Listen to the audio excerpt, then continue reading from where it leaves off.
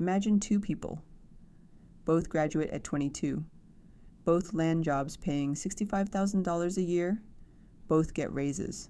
Both are intelligent. Both work hard.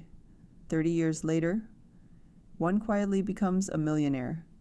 The other is still wondering where all the money went. Here's the strange part. It wasn't because one picked better stocks. It wasn't because one won the lottery. It wasn't because one earned twice as much. In fact, if you looked at their lives during their 20s, you probably couldn't tell them apart. They drove similar cars, lived in similar apartments, took similar vacations. Yet over time, their financial lives slowly drifted apart, not because of one big decision, but because of hundreds of tiny ones. Most people think becoming wealthy happens when you finally earn enough money. But wealth usually begins long before that. It begins with your very first paycheck, because every paycheck quietly asks you the same question. Will you spend this paycheck, or will you use it to build the life your future self wants? Nobody hands you a roadmap. School teaches algebra. Work teaches job skills. But almost nobody teaches the journey your money's supposed to take. Today we're going to build that roadmap, from your very first paycheck all the way to your first $1 million. And you may realize you've been measuring progress completely the wrong way. You may not realize, but the first paycheck is more dangerous than you think. Most people remember their first paycheck because it felt exciting. Finally, money of your own, no asking parents, no waiting for birthdays, freedom. But psychologically, that paycheck does something else. It establishes your financial identity. Behavioral economists call this anchoring. Your brain quickly decides what feels normal. If your first paycheck is $1,800 after taxes each month, your lifestyle slowly expands until spending $1,800 feels normal. Then you receive a raise. Now your paycheck becomes $2,300. At first it feels like extra money. 6 months later, it also feels normal. Then another raise, another apartment, a nicer phone, more subscriptions, a newer car. Without realizing it, your expenses quietly chase your income. This phenomenon is called lifestyle inflation. It's one of the biggest reasons high earners sometimes have surprisingly little wealth. Income creates comfort. Savings create freedom. Those are not the same thing. Imagine someone earning $250,000 annually while spending $240,000. Now compare them with someone earning $90,000 while spending $55,000. Who is actually building wealth? The second person. Because wealth isn't measured by income. It's measured by what remains after spending. Your first paycheck isn't important because of its size. It's important because it teaches your brain what normal looks like. The earlier you teach your money where to go, the easier every future paycheck becomes. Stage 1, build stability before you build wealth. Imagine trying to build a skyscraper on sand. That's what investing looks like without financial stability. Before worrying about stocks, you need a foundation. The first destination for your money isn't the stock market. It's your emergency fund. Suppose your monthly expenses total $3,500. 3 months of expenses would be about $10,500. 6 months would be $21,000. Why? Because emergencies don't ask whether the stock market is up or down. Cars break, jobs disappear, medical bills arrive. Without emergency savings, every unexpected expense becomes expensive debt. Think of an emergency fund as buying yourself time. Time to find another job, time to make thoughtful decisions, time to avoid panic. Financial freedom begins with having options, and options usually come from cash. Stage 2, destroy high-interest debt.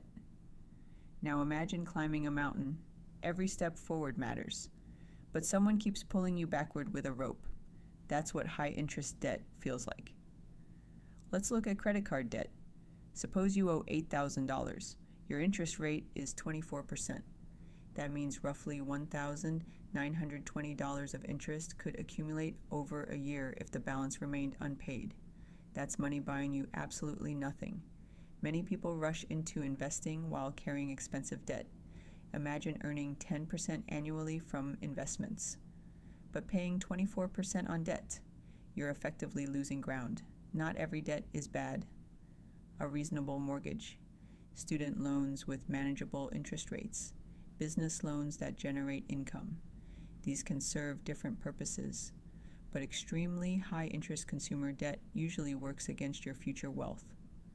Sometimes the smartest investment isn't buying another stock. It's eliminating an expensive interest payment. Stage 3. Make investing automatic. Here's a question. If investing is so powerful, why don't more people consistently do it? Because consistency is harder than intelligence. Our brains are wired to prioritize today's pleasure over tomorrow's reward. Behavioral scientists call this present bias. That's why automation is so powerful. Instead of deciding every month, your investments happen automatically. Suppose you invest $500 every month. You don't need to predict tomorrow's headlines. You don't need to guess which company will dominate 10 years from now. Many long-term investors choose diversified investments, such as broad market index funds, because they spread risk across many companies rather than relying on a single stock. Let's imagine your investments average a 9% annual return over many years. After 10 years, you've contributed about $60,000, but thanks to compound growth, your portfolio could be worth roughly $95,000, not because you worked harder, because your money started working too. Compounding is often called earning returns on your previous returns. It's one of the simplest ideas in finance, and one of the hardest to appreciate until enough time passes. Stage 4. Buy assets before luxuries. Imagine receiving a $10,000 bonus. Most people immediately think vacation, car upgrades, designer items. Nothing is wrong with enjoying money. The question is timing. What if half that bonus bought assets first? Then the remaining half funded enjoyment. Over time, those assets may help pay for future luxuries. That's a very different relationship with money. Assets generally have the potential to produce income or appreciate in value over time. Examples include diversified investments, rental real estate in some cases, or a business. Liabilities generally require ongoing spending. A luxury car may be enjoyable, but it usually loses value while costing money to own. One purchase may impress people for a weekend. The other may quietly improve your financial future for decades. Wealth often grows quietly. Consumption is usually much louder. Stage 5. Increase your income without increasing your lifestyle. Here's something surprising. Raises don't automatically make people wealthy. Margins do. Imagine receiving a $12,000 annual raise. Many people accidentally spend nearly all of it. A larger apartment, a nicer car, more expensive restaurants. Now imagine a different approach. Continue living almost exactly as before. Direct half the raise into investments, half into improving your life. This is sometimes called the 50% raise rule. Your lifestyle still improves, but your future improves even faster. Every raise becomes another employee working for your investments instead of disappearing into permanent monthly expenses. Stage 6. Your first million doesn't happen near the end. Here's where most people misunderstand wealth. They imagine becoming a millionaire after decades of hard work. But mathematically, the journey speeds up near the end. Let's imagine your portfolio reaches $100,000. At a hypothetical 10% annual return, your investments could grow by about $10,000 in a year before any new contributions. At $500,000, that same percentage could mean about $50,000. At $900,000, it could be around $90,000. Notice something? The percentage stayed the same. The dollars became much larger. This is why the beginning feels painfully slow, and why many people quit just before compounding becomes truly noticeable. It's like pushing a giant flywheel.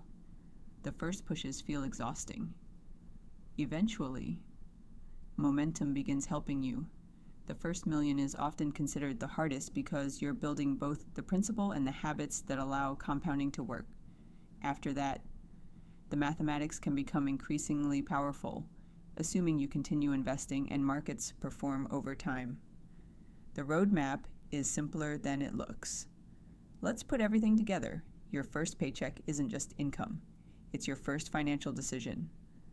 The roadmap looks like this: earn income, spend intentionally, build an emergency fund, eliminate expensive debt, invest automatically, buy assets before luxuries, increase income while protecting your savings rate, stay consistent, allow time to do the heavy lifting. Notice what isn't on the roadmap: finding the perfect stock, predicting recessions, timing the market perfectly. Those things get the headlines. Consistency builds the wealth. Financial success is rarely one brilliant decision. It's usually thousands of ordinary decisions repeated long enough for compounding to magnify them. Fast forward 30 years. Imagine looking back, not remembering every investment, not remembering every budget, but remembering one simple choice: the day you decided your money would stop drifting and start following a plan. If there's one thing I'd like you to remember from this video, it's this: no one is born knowing how to manage money. Wealth isn't reserved for people with extraordinary incomes or perfect timing. More often, it's the result of building simple habits, following a clear system, and giving those habits enough time to compound. Your first paycheck won't determine your future, but the decisions you make with it can shape every paycheck that follows. I'm Morgan Vowles. Build small, grow strong, live free. And I'll see you in the next video.